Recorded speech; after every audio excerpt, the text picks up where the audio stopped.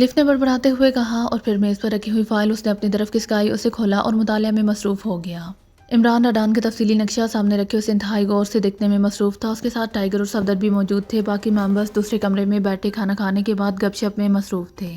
इमरान ने उन्हें कह दिया था कि वो आज का दिन आराम कर लें ताकि कल से भरपूर अंदाज में मिशन का आगाज़ किया जा सके। उसे मालूम था कि रडान के शुमाली इलाके इंतहाई घने जंगलात पर मुश्तमिल हैं, इसलिए वहाँ मौजूद फौजी छावनी और किले तक पहुंचने के लिए उसे खसूसी इंतजामात करने पड़ेंगे। इमरान साहब, क्या अब ये बात तयशुदा है कि स्पेशल सेक्शन का हेडक्वार्टर इस किले के अंदर ही है? सफदर ने कहा।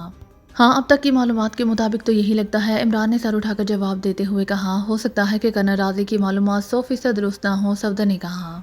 बज़ाहिर तो कर्नल राजी को झूठ बोलने की जरूरत नहीं थी और उसका लहजा बता रहा था कि उसने जो कुछ कहा है सच कहा है, लेकिन बहरहाल 100% तो कोई बात नहीं होती, इमरान ने जवाब दिया। मेरा ख्याल है बास अगर इस चांसन को किसी तरह काबू कर लिया जाए तो फिर हतमी मालूमात मिल सकती हैं। टाइगर ने कहा। नहीं, वो हुकूमत का बहुत बड़ा ओहदेदार है और हम गैर सरकारी तौर पर ही काम कर रहे हैं, इमरान ने जवाब दिया। फिर इससे पहले कि मजीद कोई बात होती, अचानक बाहर तड़ तड़ की आवाज़ें यकलहत उभरी। आवाज़ें बिल्कुल ऐसी थी जैसे लकड़ी जलते हुए चटकने की आवाज़ें निकालती हैं। ये कैसी आवाज़ें थी? इमरान ने चौंक कर कहा। टाइगर और सफदर तेजी से कुर्सियों से उठे। इमरान ने भी उठने की कोशिश की, लेकिन दूसरे लम्हे उसे यूं महसूस हुआ जैसे वो अचानक ऐसी इंतहाई गहरी और तारीक कुएं में गिरता चला जा रहा हो।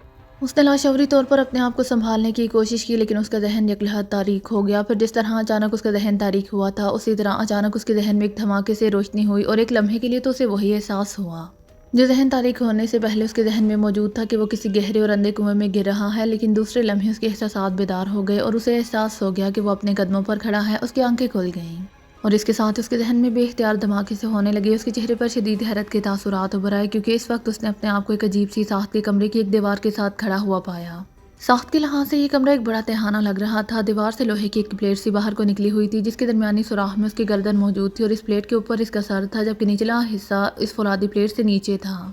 उसके दोनों बाजू उसके जिस्म के साथ मौजूद थे, लेकिन दोनों कलाइयों में कड़े पड़े हुए थे और दोनों बाजू बस मामूली सी हरकत कर सकते थे, क्योंकि इन कड़ों के साथ जंजीरें मुंसलिक थीं। यही पोजीशन उसके दोनों पैरों की थी। प्लेट की वजह से वो ना अपने बाजुओं को देख सकता था और ना पैरों को, लेकिन उन्हें हरकत देने से उसे एहसास हुआ कि उसके दोनों हाथ और दोनों पैर जंजीरों में जकड़ दिए गए हैं। उसने गर्दन घुमाई तो उसके दोनों अतराफ में उसके सारे साथी भी इसी पोजीशन में जकड़े हुए खड़े थे और उन सब के सर प्लेटों के ऊपर ही डलके हुए थे। इसका मतलब था कि वो सब अभी तक बेहोश थे। ये सब क्या है? इमरान ने इंतहाई हैरत भरे अंदाज में बड़बड़ाते हुए कहा। उसने अपने बाजुओं और पैरों को हरकत देकर इन जंजीरों की सही माहियत मालूम करने की कोशिश की, लेकिन मामूली सी हरकत के सिवा उसे और कुछ मालूम ना हो सका। उसी लम्हे इस तहखाने नुमा कमरे के इकलौते बंद दरवाजे की दूसरी तरफ उसे कदमों की आवाज़ सुनाई दी और इसके साथ ही दरवाज़ा खुला और एक मुकामी नौजवान जिसके कांधे से मशीन गन लटकी हुई थी और जिसने एक हाथ में नीले रंग की एक लंबी गर्दन वाली बोतल पकड़ी हुई थी, उसने कमांडोज टाइप यूनिफॉर्म और कैप पहनी हुई थी, दाखिल हुआ। अरे क्या मतलब, ये तुम्हें खुद ब खुद होश कैसे आ गया? आने वाले ने इमरान पर नजरें पड़ते ही इंतहाई हैरत भरे लहजे में कहा। वो इस तरह इमरान को देख रहा था जैसे उसे अपनी आंखों पर यकीन ना आ रहा हो। मैं चूंकि खुद ब खुद बेहोश हुआ था, इसीलिए खुद ब खुद होश में आ गया, इमरान ने मुस्कुराते हुए कहा। खुद ब खुद बेहोश? ओ, तो तुम समझ रहे हो कि तुम खुद ब खुद बेहोश हुए थे, हालांकि तुम्हें आर्सेनिक गैस से बेहोश किया गया था और आर्सेनिक गैस से बेहोश होने वाला आदमी खुद ब खुद होश में आ ही नहीं सकता। नौजवान ने पहले की तरह हैरत भरे लहजे में कहा। आर्सेनिक गैस असली नहीं होगी, मिलावट वाली होगी, इमरान ने बड़े मासूम से लहजे में कहा तो नौजवान बेइख्तियार हंस पड़ा। तुम वाकई बहादुर आदमी हो कि इस हालत में भी ऐसे ही बातें करना शुरू कर रहे हो, वरना तो लोग इस हालत में आते ही चीखना और रोना शुरू कर देते हैं, नौजवान ने कहा। फिर वो हाथ में पकड़ी हुई बोतल समेत इमरान के साथ इमरान के ही अंदाज में जकड़े हुए तनवीर की तरफ बढ़ गया। उसने बोतल का ढक्कन हटाया और फिर इस लंबी गर्दन वाली बोतल को हाथ उठाकर उसने प्लेट के ऊपर टिके हुए तनवीर के सर के करीब करके उसकी नाक से लगा दिया। अब इमरान को अंदाजा हुआ कि इन प्लेटों की वजह से ऐसी बोतल का इंतखाब किया गया है। चंद लम्हों बाद उसने बोतल हटाई और फिर साथ बंधे हुए नुमानी की तरफ बढ़ गया। ये हम किन साहब के मेहमान हैं, कम से कम मेज़बान का पता तो होता कि उनका शुक्रिया अदा किया जा सके, इमरान ने नौजवान से मुखातिब होकर कहा तो नौजवान के हंसने की आवाज़ सुनाई दी। तुम मौत के मेहमान हो और तुम्हारी मेज़बान मौत है, नौजवान ने और आगे बढ़ते हुए कहा। वाह, बड़े अरसे बाद किसी सिंफ़े नाजुक ने हमें मेहमान बनाने का शर्फ हासिल किया है, लेकिन ये मोहतरमा साहिबा शादीशुदा हैं, ये गैर शादीशुदा। इमरान ने मुस्कुराते हुए जवाब दिया। तुम कहीं अहमक तो नहीं हो कि ऐसी बातें कर रहे हो, नौजवान ने इस बार गर्दन मोड़कर बात करते हुए कहा। उसके लहजे में हैरत थी। वो अब जहान की नाक से वो नीले रंग की बोतल लगाए खड़ा था। इस बेपनाह अक्लमंदी के दौर में अहमक होना तो एक नेमत है मिस्टर, इमरान ने मुस्कुराते हुए कहा। मेरा नाम एहसन है, नौजवान ने जवाब दिया। एहसन अच्छा नाम है, तो एहसन साहब आप मौत के क्या लगते हैं, उसके मातहत हैं या मुलाजिम? इमरान ने कहा तो एहसन बेइख्तियार खिलखिलाकर हंस पड़ा। तुम वाकई अजीब आदमी हो, कोई सोच भी नहीं सकता कि जिस आदमी को चंद लम्हों बाद मौत साफ दिखाई दे रही हो वो ऐसी बातें भी कर सकता है, एहसन ने हैरत भरे लहजे में कहा। فی الحال تو مجھے تم دکھائی دے رہے ہو اور تمہاری شکل دیکھ کر موت نہیں بلکہ زندگی کی خوبصورتی ہی ذہن میں آتی ہے، عمران نے جواب دیا تو احسن مڑا اور پھر عمران کے سامنے آ کر رک گیا۔ مجھے افسوس ہے عمران صاحب، میں آپ کی کوئی مدد نہیں کر سکتا، احسن نے انتہائی سنجیدہ لہجے میں کہا تو عمران بے اختیار چونک پڑا۔ تمہیں میرے نام کا کیسے علم ہوا ہے؟ عمران کے لہجے میں اس بار حقیقی حیرت تھی۔ ہمارے چیف چانسلر نے خاص طور پر تمہارا حلیہ بتا کر ہدایت کی تھی کہ تمہیں ہر وقت نگاہ میں رکھا جائے، تمہارا نام بھی انہوں نے ہی بتایا تھا اور ان کے کہنے کے مطابق تم پاکیزہ سیکرٹ سروس کے لیے کام کرتے ہو اور یہ باقی سب تمہارے ساتھی ہیں۔ اور یہ بھی بتا دو کہ تم سب ابھی تک زندہ ہی اسی لیے ہو کہ تمہارے ساتھیوں کے بارے میں ابھی تک چیف پوری طرح باخبر نہیں ہے، احسن نے جواب دیتے ہوئے کہا۔ تمہارا مطلب ہے کہ ہم اسپیشل سیکشن کے قبضے میں ہیں؟ عمران نے حیران ہوتے ہوئے پوچھا۔ ہاں، یہ اسپیشل سیکشن کا ہی قید خانہ ہے، احسن نے جواب دیا۔ پھر وہ عمران کے بائیں ہاتھ پر موجود اس کے ساتھیوں کی طرف بڑھ گیا۔ لیکن ہمیں تو معلوم ہوا تھا کہ اسپیشل سیکشن میں تمام غیر ملکی شامل ہیں، مگر تم تو مقامی ہو اور نام سے بھی مسلمان لگتے ہو، عمران نے کہا۔ تمہاری اطلاع غلط ہے، اسپیشل سیکشن بے حد وسیع سیکشن ہے، اس کے تحت بے شمار لوگ کام کرتے ہیں جن میں غیر ملکی بھی ہیں اور مقامی بھی، احسن نے جواب دیا۔ وہ ساتھ ساتھ عمران کے ساتھیوں کو ہوش میں لانے کی کارروائی بھی جاری رکھے ہوئے تھا، لیکن عمران جانتا تھا کہ ارسینک گیس سے بے ہوش آدمی اس کا اینٹی سونگھنے کے باوجود کم از کم نصف گھنٹے بعد ہی ہوش میں آ سکتا ہے۔ یہی وجہ تھی کہ عمران کے جن ساتھیوں کو اینٹی گیس سونگھائی جا چکی تھی وہ بھی بدستور بے ہوش تھے۔ کیا ہم اس وقت اسپیشل سیکشن کے ہیڈ کوارٹر میں قید ہیں؟ عمران نے کہا۔ ہیڈ کوارٹر تو نہ جانے کہاں ہوگا، اس سے تو سوائے چیف کے اور کوئی واقف نہیں ہے، البتہ یہ اسپیشل سیکشن کا ایک خفیہ اڈہ ہے اور شہر میں ہی ہے، احسن نے جواب دیا۔ کیا چیف چانسلر خود یہاں آئے گا؟ عمران نے پوچھا۔ نہیں، وہ اڈوں پر نہیں آیا کرتا، اس اڈے کا انچارج راجر ہے، وہی تم سے پوچھ گچھ کرے گا۔ البتہ ایک بات بتا دوں کہ راجر تشدد کرنے کے معاملے میں بے حد شفاف آدمی ہے۔ اس تہھانے میں اس نے ایسے انداز میں تشدد کیا ہوا ہے کہ دیواریں کانپ اٹھتی ہیں، اسی لیے تمہاری بہتری اسی میں ہے کہ وہ جو کچھ پوچھے تم سچ سچ بتا دینا، احسن نے اسے تلقین کرتے ہوئے کہا۔ لیکن ہمیں تو معلوم ہوا ہے کہ اسپیشل سیکشن مسلمان لیڈروں کے خلاف قائم کیا گیا ہے، پھر اس میں تم جیسے مسلمان کیسے کام کر سکتے ہیں؟ عمران نے منہ بناتے ہوئے کہا۔ صرف مسلمان مت کہو، حکومت کے باغی کہو، اگر کوئی مسلمان حکومت کا باغی ہو تو کیا وہ قابل معافی ہو جاتا ہے؟ احسن نے جواب دیا اور عمران نے اس بات میں سر ہلا دیا۔ احسن اب باہری آدمی کی ناک سے بوتل لگا کر واپس آ رہا تھا، اس نے بوتل کا ڈھکن بند کر دیا تھا۔ مجھے تم سے ہمدردی ہے لیکن یقین کرو میں تمہاری کوئی مدد نہیں کر سکتا، احسن نے ایک بار عمران کے سامنے رکتے ہوئے کہا، پھر تیزی سے مڑ کر دروازے کی طرف بڑھ گیا۔ کم از کم اتنا تو بتا سکتے ہو کہ اس لوہے کی پلیٹ میں گردنیں پھنسانے سے کیا حاصل ہوتا ہے، جبکہ ہم ویسے بھی تو زنجیروں سے جکڑے ہوئے ہیں، عمران نے کہا تو دروازے کے قریب پہنچا ہوا احسن مڑا۔ اس سے قیدی ایک تو مکمل طور پر بے بس ہو جاتا ہے، دوسرا اس کی مدد سے اس کے جسم کو الیکٹرک شاک آسانی سے لگائے جا سکتے ہیں، ایسے شاک کہ اس کی روح صدیوں تک کانپتی رہتی ہے، احسن نے مڑ کر کہا، پھر دروازہ کھول کر تیزی سے باہر نکل گیا۔ دروازہ اس کے عقب میں بند ہوا تو عمران نے بے اختیار ایک طویل سانس لیا، پھر تھوڑی دیر بعد اس کے ساتھی ایک ایک کر کے ہوش میں آنے لگ گئے۔ عمران نے اپنے طور پر اپنے آپ کو آزاد کرانے کی کوششیں شروع کر دی، لیکن اس پلیٹ کے علاوہ اس کے ہاتھ اور پیر اس انداز میں جکڑے ہوئے تھے کے باوجود کوشش کے ایسی ترکیب اس کے ذہن میں نہ آ سکی تھی جس سے وہ ان سے نجات حاصل کر سکتا۔ اس نے جب اپنے ساتھیوں کو بتایا کہ وہ اسپیشل سیکشن کی قید میں پہنچ چکے ہیں تو وہ سب بھی عمران کی طرح بے حد حیران ہوئے، لیکن ظاہر ہے حیرت کے علاوہ وہ کچھ بھی نہ کر سکتے تھے۔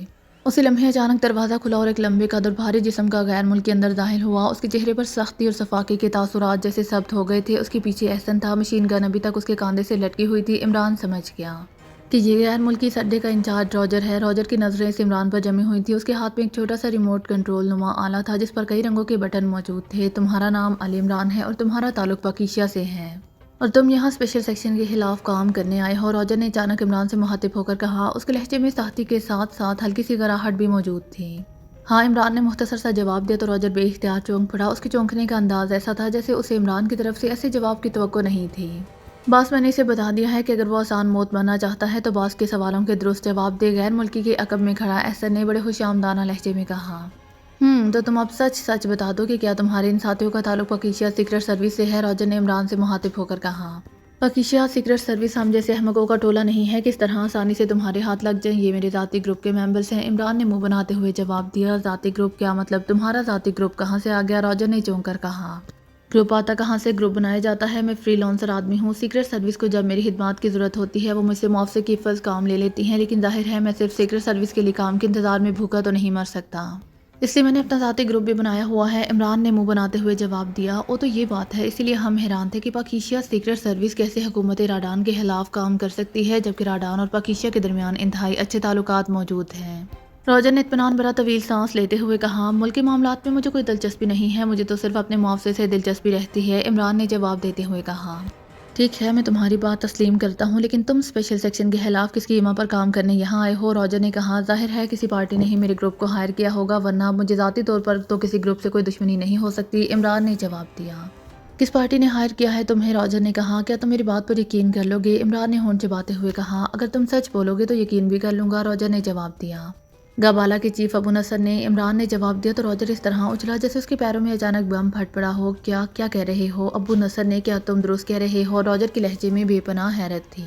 मुझे झूठ बोलने की क्या ज़रूरत है? मैं खामखा तशद्दुद बर्दाश्त करने का आदी नहीं हूँ, इमरान ने जवाब दिया। तुम्हारा अबू नसर से राब्ता है? रॉजर ने होंठ खींचते हुए कहा। ज़ाहिर है, इसके बगैर वो मेरी खिदमत कैसे हायर कर सकता है? इमरान ने जवाब दिया।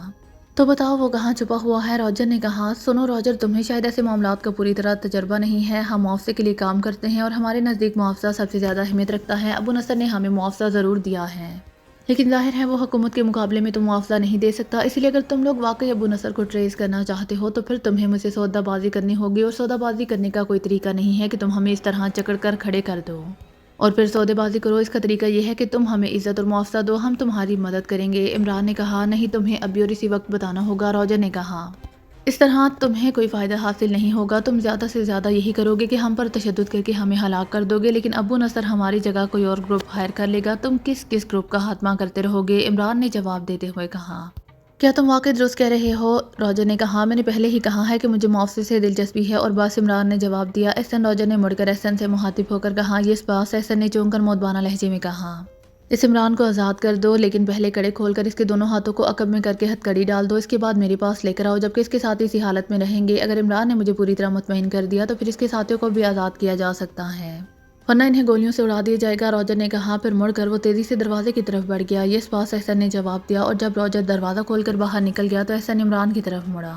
तुम वाकई ज़हीन आदमी हो। तुमने बहरहाल वक्ती तौर पर बास की दहन को उलझाकर अपने और अपने साथियों पर होने वाले खौफनाक तशद्दुद को रोक दिया है, एहसन ने इमरान की तरफ बढ़ते हुए मुस्कुराकर कहा। मैंने जो कुछ कहा है दुरुस्त कहा है, मुझे क्या ज़रूरत है खामखा का तशद्दुद बर्दाश्त करने की? इमरान ने मुंह बनाते हुए कहा। तो एहसन ने इस बात में सर हिला दिया। फिर आगे बढ़कर उसने इमरान के दोनों हाथ कड़ों से आज़ाद कर दिए, लेकिन उसकी गर्दन इसी तरह लोहे की प्लेट में फंसी हुई थी। इसी प्लेट की वजह से वो खुद ये ना देख सकता था कि एहसन क्या कार्रवाई कर रहा है।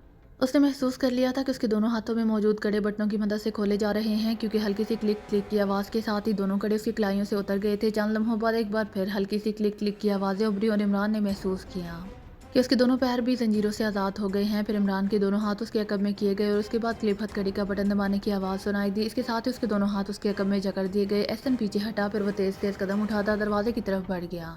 उसने दीवार के साथ मौजूद एक जगह पर हाथ से महसूस अंदाज में थपथपाया तो वहाँ एक स्विच पैनल नमूदार हो गया। इस पर दो कितारों में सुर्ख रंग के बटन नस्ब थे और साइडों पर बाकायदा नंबर लगे हुए थे। एहसन ने एक लम्हे के लिए मुड़कर इमरान की तरफ देखा, फिर एक बटन को उंगली से प्रेस कर दिया। दूसरे लम्हे किरर की तेज़ आवाज़ से इमरान की गर्दन के गिर्द मौजूद फौलादी प्लेट दरमियान से दो हिस्सों में तकसीम हो गई। फिर उसकी दोनों साइडें अकबी दीवार में गायब हो गईं। अब सिर्फ उसके हाथ उसके अकब में हथकड़ी से बंधे हुए थे। आओ, एहसन ने मुड़कर इमरान की तरफ देखा और दरवाजे की तरफ बढ़ गया। स्विच पैनल एक बार फिर दीवार में गायब हो गया था। इस अड्डे में कितने अफराद हैं? इमरान ने एहसन की तरफ बढ़ते हुए कहा। इस दौरान उसकी उंगलियों ने क्लिप हथकड़ी के दरमियानी बटन को टटोलना शुरू कर दिया था। यहाँ काफ़ी लोग हैं, आओ जल्दी करो वरना बास नाराज़ भी हो सकता है, एहसन ने दरवाज़ा खोलते हुए कहा। उसी लम्हे इमरान की उंगली क्लिप हथकड़ी के दरमियानी बटन पर पहुंच गई। ये तुमने कैसी हथकड़ी लगाई है? मेरी तो कलाई की हड्डियां ही टूट रही हैं, अचानक इमरान ने कहा तो एहसन तेज़ी से वापस मुड़ा। वो शायद इमरान के कब में आकर उसकी हथकड़ी को चेक करना चाहता था। उसी लम्हे क्लिक की आवाज़ के साथ ही इमरान की दोनों कलाइयाँ आज़ाद हो गईं। ये कैसी आवाज़ थी? एहसन ने चौंक कर कहा।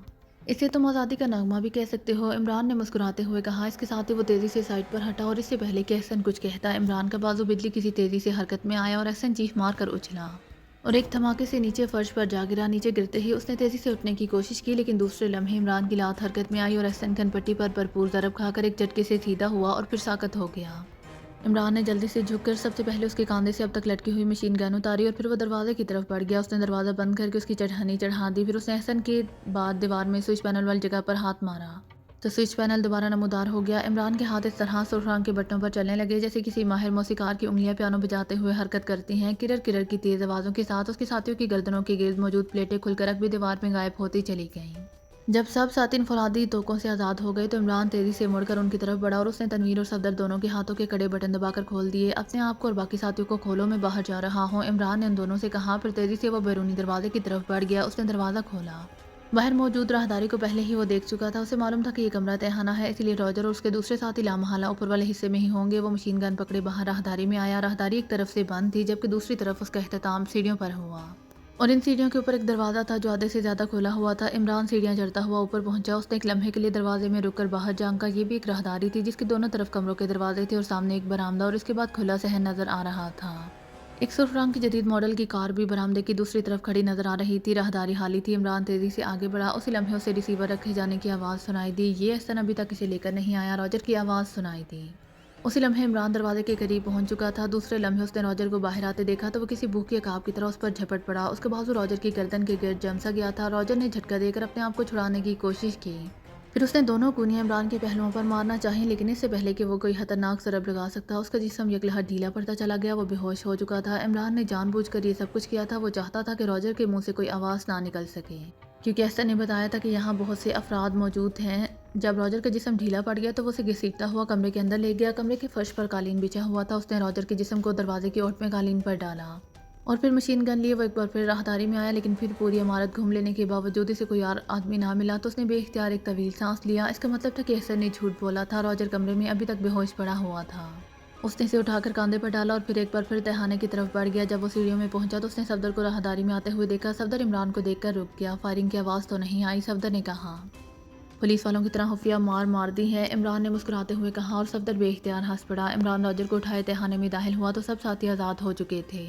रॉजर और एहसन दोनों को जंजीरों में जकड़ दो और सफदर और नुमानी इन दोनों के सर इस वक्त तक पकड़े रखेंगे जब तक मैं इनके गले में तोक ना डाल दूं। और सवाए तनवीर और जूलिया के बाकी सब बाहर जाकर निगरानी करें कहीं अचानक कोई आ ना जाए। इमरान ने रॉजर को ज़मीन पर लटाते हुए अपने साथियों से मुखातिब होकर कहा, ये जूलिया और तनवीर के साथ हाथ रियायत क्यों है? नुमानी ने मुस्कुराते हुए कहा, आहे रॉजर से पूछगिछ करनी है। कम अज़ कम कोई तो सूरत ऐसी होनी चाहिए जिसे देखकर ही वो दहशतज़दा होकर सब कुछ बता दे। इमरान ने मुस्कुराते हुए कहा, तुम्हारा मतलब है कि हमारी शक्लें खौफनाक हैं? जूलिया ने गुस्सीले लहजे में कहा, अरे मैंने तो सिर्फ एक सूरत कहा है, सूरतें नहीं कहा। इमरान ने कहा और कमरा कहकहों से गूंज उठा। तुमसे ज़्यादा तो मैं खूबसूरत हूँ, तनवीर ने मुंह बनाते हुए कहा। ज़्यादा का मतलब हुआ कि तुम बहरहाल मेरी खूबसूरती को तस्लीम करते हो। चलो मेरे लिए इतना ही काफ़ी है, बाकी काम या ज़्यादा का हिसाब तो कोई तीसरा ही कर सकता है, क्यों जूलिया? इमरान ने जूलिया की तरफ देखते हुए बड़े शरारत भरे लहजे में कहा तो कमरे में मौजूद सारे साथी बेइख्तियार मुस्कुरा दिए। मेरा वोट तो तनवीर की तरफ होगा, जूलिया ने मुस्कुराते हुए कहा तो तनवीर का चेहरा यकलहत खिल उठा और इस पर सारे साथी कहकहा मारकर हंस पड़े। अब मैं क्या कह सकता हूँ, वोट तो हम जिन्स के हिस्से में ही आता है, इमरान ने कहा तो फिर तो जैसे तहखाने में बेइख्तियार हंसी के फवारे से फूट पड़े।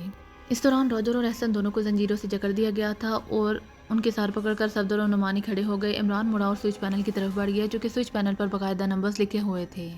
इसीलिए इमरान ने वही नंबर प्रेस किए जिनके नीचे रॉजर और एहसन खड़े हुए थे। इसी लम्हे किरर किरर की तेज आवाज़ों के साथ ही इन दोनों की गर्दनों के गिर्द तोकनुमा फौलादी प्लेटें फिट हो गईं तो इमरान मुड़कर इनकी तरफ बढ़ा।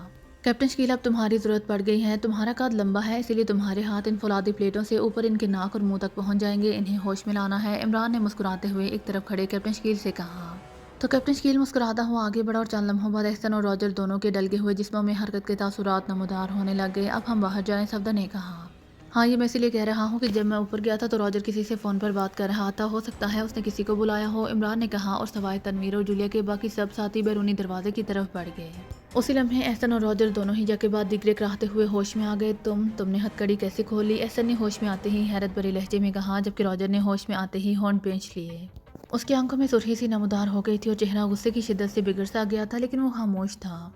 मैंने बाजीगरी में भी डॉक्टरेट की हुई है। अलबत्ता ये तोकनुमा प्लेट एक नया काम था। ये यकीनन मेरे डॉक्टरेट के मुकाले में शामिल नहीं था, इसीलिए मुझे मजबूरन रॉजर साहब को चक्कर देना पड़ा। इमरान ने मुस्कुराते हुए कहा, तुम क्या चाहते हो? अचानक रॉजर ने बड़े सर्द लहजे में पूछा। सिर्फ इतना बता दो कि स्पेशल सेक्शन का हेडक्वार्टर कहाँ है? इमरान ने मुस्कुराते हुए कहा, मुझे क्या किसी को भी मालूम नहीं है, रॉजर ने मुँह बनाते हुए जवाब दिया।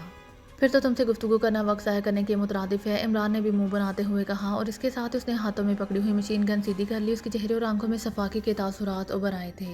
तुम यकीन करो, मुझे या किसी को भी हेडक्वार्टर के बारे में इल्म नहीं है, रॉजर ने इस बार कदरे घबराए हुए लहजे में कहा। तुम फ़ोन पर किससे बात कर रहे थे? इमरान ने इसी तरह सर्द लहजे में पूछा। अपने एक दोस्त से, रॉजर ने जवाब दिया, लेकिन इमरान उसके लहजे से ही समझ गया कि वह झूठ बोल रहा है। ओके, फिर इस दोस्त की आमद का इंतजार करो क्योंकि हम यहाँ से जा रहे हैं, इमरान ने एक तवील सांस लेते हुए कहा।